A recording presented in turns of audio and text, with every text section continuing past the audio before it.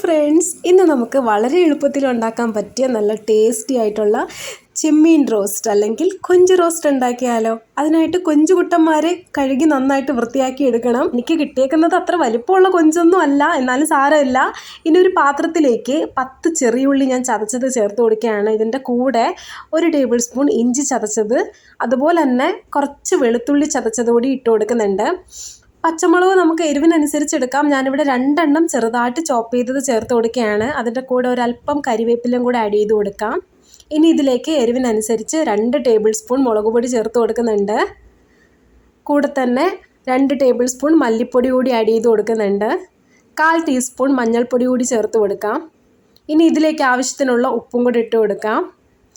1 teaspoon chilli flakes കൂടി ഞാൻ ഇട്ട് കൊടുത്തിട്ടുണ്ടായിരുന്നു. ആ ഒരു ക്ലിപ്പ് ഇതിൽ മിസ്സായിട്ടുണ്ട്, ക്ഷമിക്കണേ. 1 ടേബിൾ സ്പൂൺ കുരുമുളക് ചതച്ചതുകൂടി ചേർത്ത് കൊടുത്തിട്ടുണ്ട്. എന്നിട്ട് ഒരല്പം എണ്ണയും കൂടി ഇട്ട് കൊടുത്തു. എല്ലാം കൂടെ ഒന്ന് ബാലൻസ് ചെയ്യാൻ വേണ്ടി ഒരല്പം വെള്ളവും കൂടി ഒഴിച്ചു കൊടുത്തതിന് ശേഷം കൈകൊണ്ട് തന്നെ നന്നായിട്ട് മിക്സ് ചെയ്തെടുക്കുന്നുണ്ട്.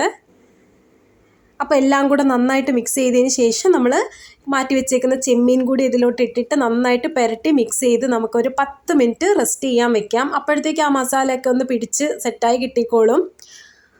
10 മിനിറ്റ് കഴിഞ്ഞ് ഒരു പാനിലേക്ക് ആവശ്യത്തിനുള്ള എണ്ണ ഒഴിച്ചു കൊടുക്കാം. എന്നിട്ട് എണ്ണ ചൂടായി വരുമ്പോൾ പുരട്ടി വെച്ചേക്കുന്ന ചെമ്മീൻ ആ ഒരു മസാലയോടുകൂടി തന്നെ നമുക്ക് ആഡ് ചെയ്ത് കൊടുക്കാം. ചെമ്മീൻ ഇട്ട് കൊടുത്തതിന് ശേഷം പിന്നെ നമുക്കൊരു മീഡിയം ടു ലോ ഫ്ലെയിമിൽ തന്നെ കുക്ക് ചെയ്തെടുത്താൽ മാത്രം മതി. ഇടയ്ക്കൊന്ന് അടിക്ക് പിടിക്കാതിരിക്കാനായിട്ട് ജസ്റ്റ് ഒന്ന് ഇളക്കി കൊടുത്താൽ മാത്രം മതി. വെള്ളമൊന്നും ഒഴിക്കരുത്. ഇനി അടച്ചു വെച്ചൊരു 10 മിനിറ്റ് നമുക്കൊന്ന് കുക്ക് ചെയ്തെടുക്കാം. അപ്പോഴത്തേക്കും റോസ്റ്റായി കിട്ടിക്കോളും. ഇടയ്ക്കൊന്ന് ഇളക്കി കൊടുക്കാൻ മറക്കരുത്.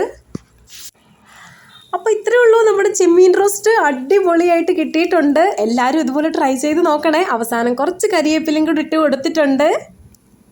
അപ്പോൾ ഈ വീഡിയോ എല്ലാവർക്കും ഇഷ്ടമായിട്ടുണ്ടെങ്കിൽ ഒന്ന് ലൈക്ക് ചെയ്തേക്കണേ. അടുത്തൊരു ഈസി റെസിപ്പി ആയിട്ട് വീണ്ടും കാണുന്നത് വരെ ബൈ.